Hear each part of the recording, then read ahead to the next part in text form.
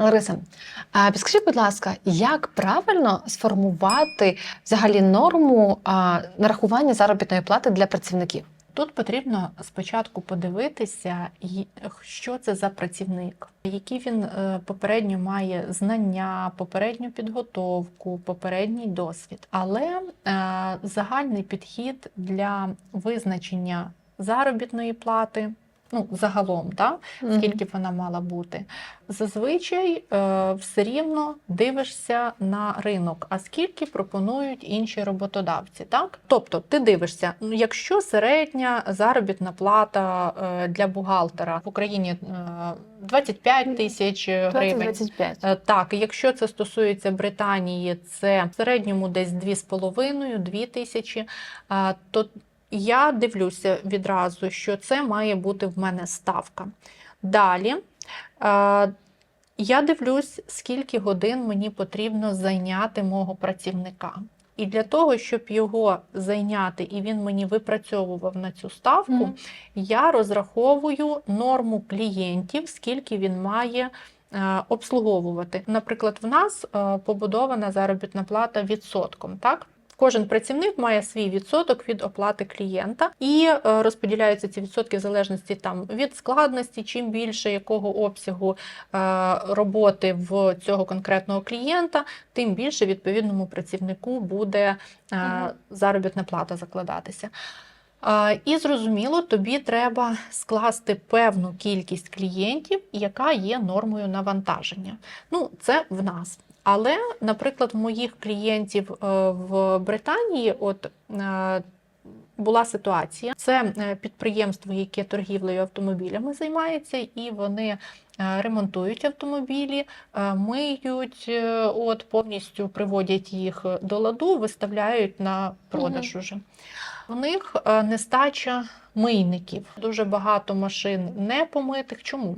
В Британії велика дуже є проблема із тим, що встановлюють погодинну заробітну плату, а менше, ніж мінімальну погодинну ти поставити не можеш, це вже порушення законодавства. І люди отримують за відпрацьований час. В результаті той відпрацьований час людина робить вигляд, що вона працює, щось там тре, щось там робить. Як я в такому випадку рекомендую робити?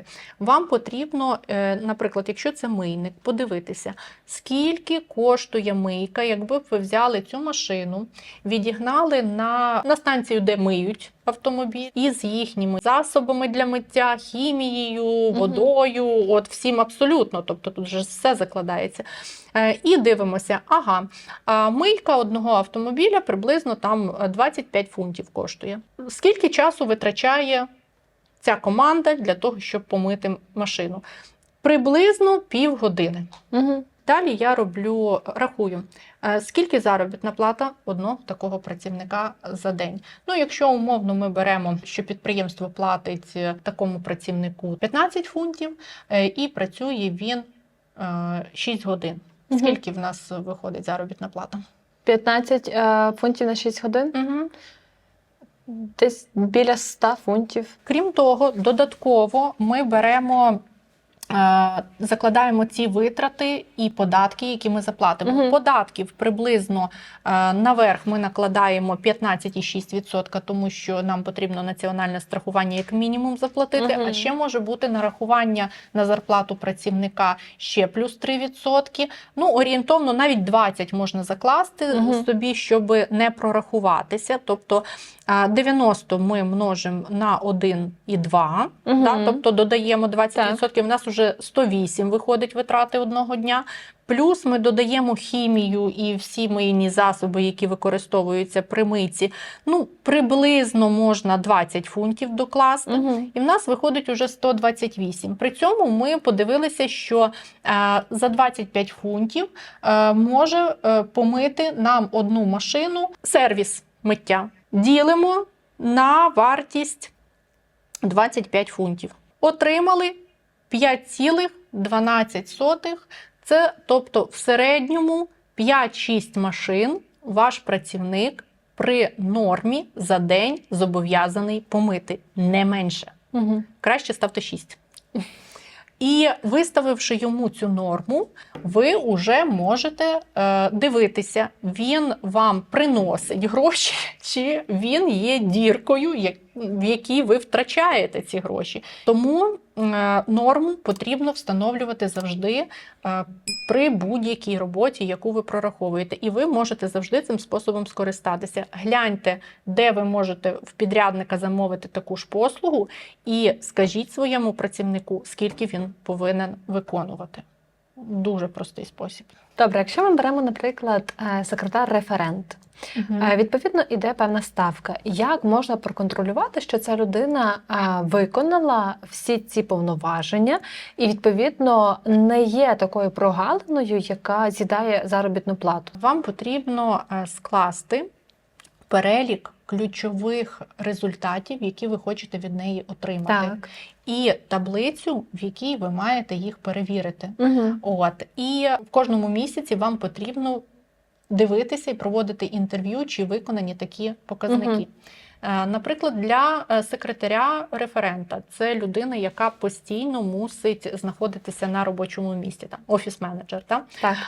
Ви повинні їй за цей час якось теж оплачувати, да? Але ж в цей час вона не повинна сидіти, вона має мати своє навантаження. Тому за час ви встановлюєте ставку, приблизно там відсотків 70 її нормального окладу. А 30% ви закладаєте як виконання показників, яких немає пропущених дзвінків. Це її задача. Так. Да. Якість відповіді висока. Якщо за оцінкою клієнтів, наприклад, у багатьох компаній вони надсилають повідомлення: оцініть, будь ласка, розмову з нашим спеціалістом. За кількістю успішних 5 зірочок, ми отримуємо відгук клієнта. Мало, 3 зірочки, 4 зірочки, відповідно, відсоток людина отримує тоді менший від виконання саме цього показника. Далі, друге, що в неї має бути? Документи складені і вчасно передані. Кому вони передаються? Бухгалтерам, які ведуть первинний облік. Або, відповідно, клієнтам. Так. Формуєте форму, оцініть, будь ласка, співпрацю із нашим офіс-менеджером, з нашим секретарем. Тому все дуже просто, і кожен показник можна перевірити. І тоді людина, коли бачить, що ці показники дійсно контролюють, і вона бачить їхній перелік тих показників, на які вона має орієнтуватися, вона буде виконувати свою роботу набагато краще. Бо багато людей, я стикаюсь з тим, що приходять, і вони взагалі не розуміють, що вони не дають жодного результату для компанії. І в них, я ж працював купу годин, і ти думаєш, серйозно? Це твої проблеми, що ти виконував ту роботу, яку кваліфікований працівник може виконати за 15 хвилин, ти її виконував 3 години. Це не наша проблема, це твоя. Ти прийшов новий, тобі треба вникнути. Або ти взагалі не хочеш вчитися це робити і хочеш, щоб компанія оплачувала. Але кожен працівник компанії – це актив. Актив, який повинен завжди давати додану вартість. Якщо ж в результаті роботи такого працівника компанія перестає заробляти або заробляє менше за той самий час, то яке рішення повинен прийняти керівник такої компанії? Або закрити бізнес, або звільнити працівника. Як ви думаєте, що він обере? Швидше всього звільнити працівника. До речі, не завжди так. Але не завжди не так завжди так, да. І дуже часто буває, що власники не розуміють, що насправді відбувається, і воно тягнеться, в результаті бізнес закривається, тому що вчасно не були прийняті рішення по звільненню. І прийняті 2 рішення – і звільнити, і закрити. Так. Тоді вже звільнити і закрити. І саме гірше, що працівник теж не розуміє, що насправді він втрачає свою можливість, своє стабільне місце роботи, де йому не треба перейматися, і починається біганина знову до нового роботодавця, до нових умов, нової адаптації, і це теж для людини мінус, але вона цього не оцінює. Добре, а підскажіть, будь ласка, а що робити в таких випадках, коли дійсно приходить початківець, йому потрібно більше часу для того, щоб дійсно там вникнути в роботу, навчитися, і приходить спеціаліст, відповідно, який вже кваліфікований в цій галузі, людина, яка не кваліфікована, яка там після університету лише. Тобто це людина, яка прагне працювати, ну але оцей момент, що в неї немає досвіду. Як так чинити з таким випадком? В такому випадку ви даєте час на адаптацію. Ви можете брати працівника, якого навчати, якщо у вас є засоби, якими його навчати.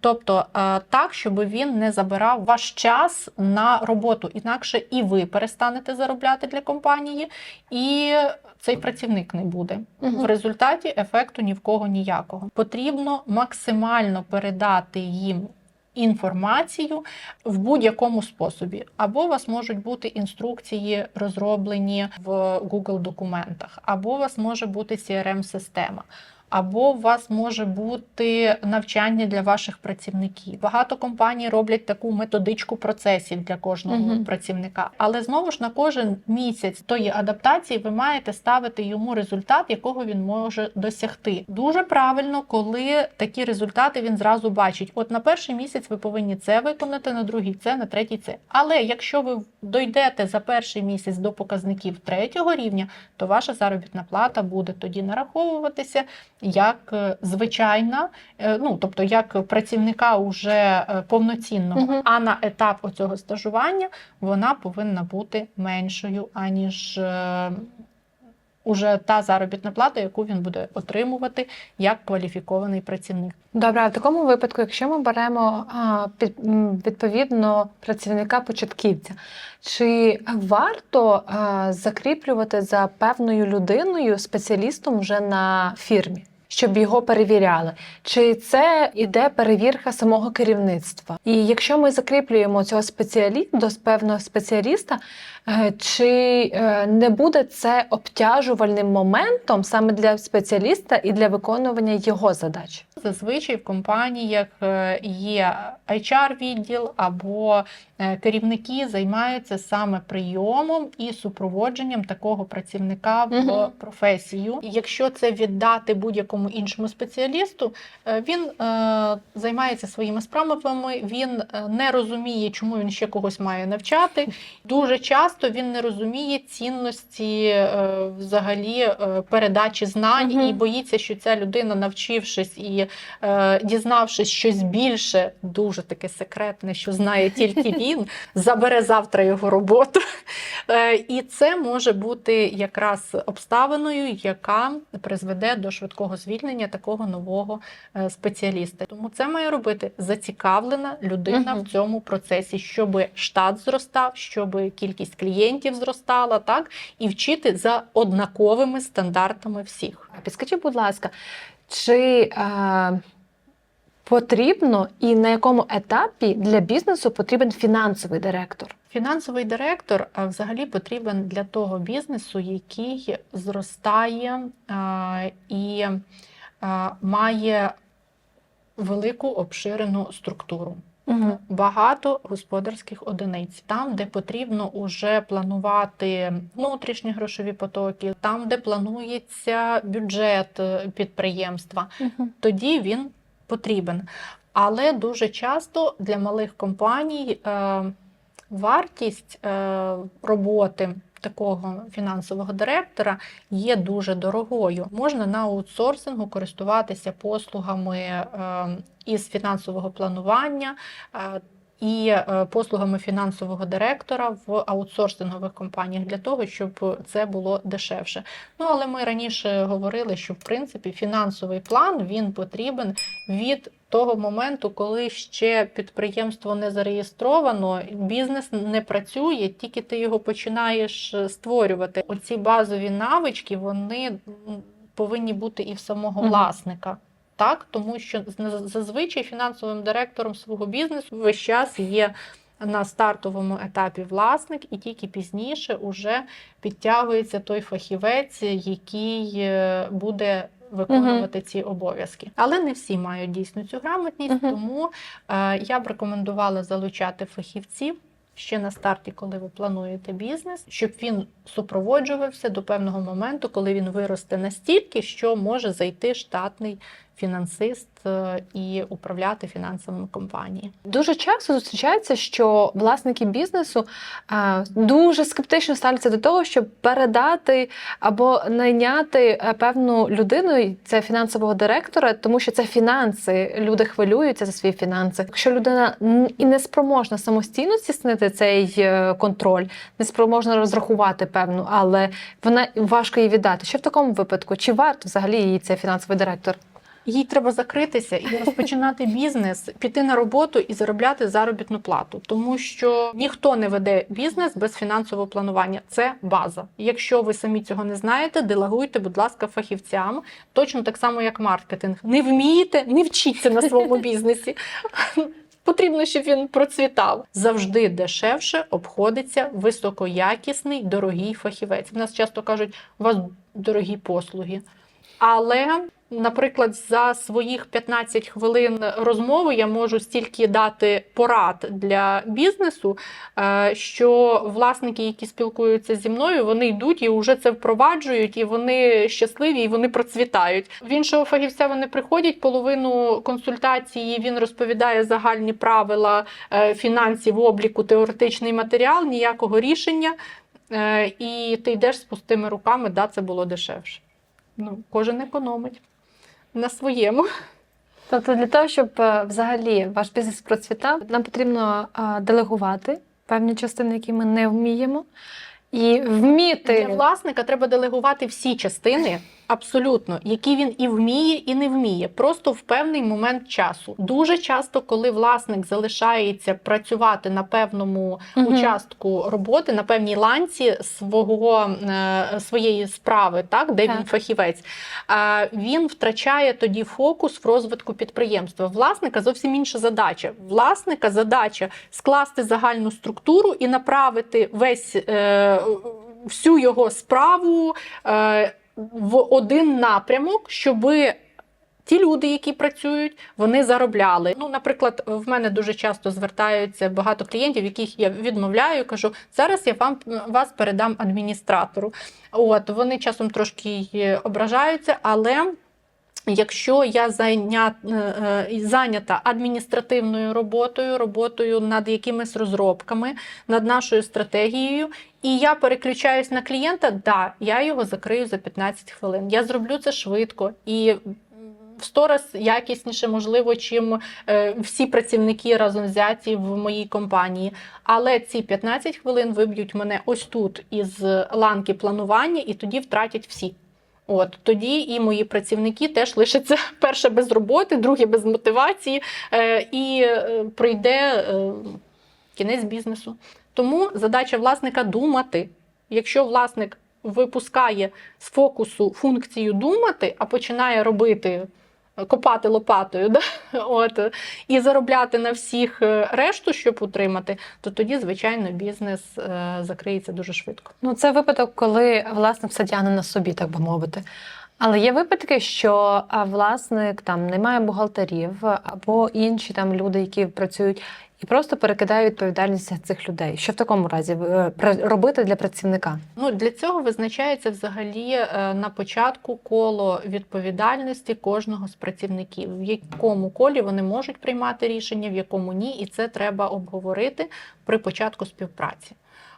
І виділити ті рішення, які власник має приймати самостійно. Він може їх делегувати, але тоді ніяких не може бути заперечень чи звинувачень в тому, що та людина прийняла правильне чи неправильне рішення, на його думку. Тут, якщо він делегує, то потрібно вибрати фахівців, які дійсно будуть фахівцями в своїй справі і будуть зацікавлені в рості бізнесу. Інакше може бути дуже, дуже недобре.